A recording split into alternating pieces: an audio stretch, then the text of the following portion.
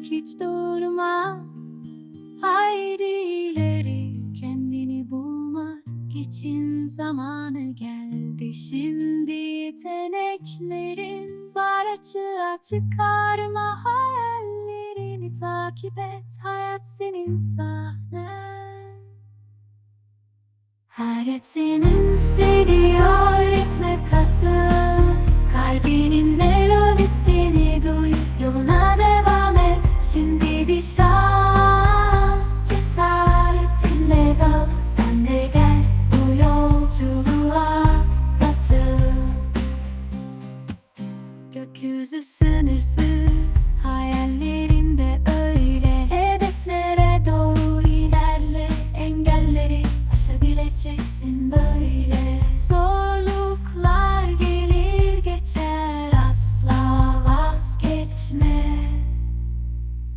Güçlü olduğunu unutma, her anın bir anlamı var senin için.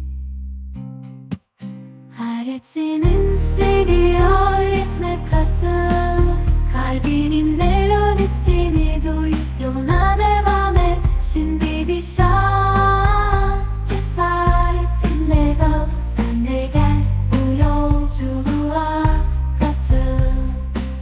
Kendine inan, yıldızlar gibi parla, hayat senin için her an bir hazine saklar. Yola çık, hiç durma, haydi ileri, potansiyelini keşfet, unutma sen eşsizsin. Hayatının seni öğretme katı, kalbinin melodisini duy, yoluna devam et. Şimdi bir şans, cesaretinle dal, sen de gel bu yolculuğa katıl.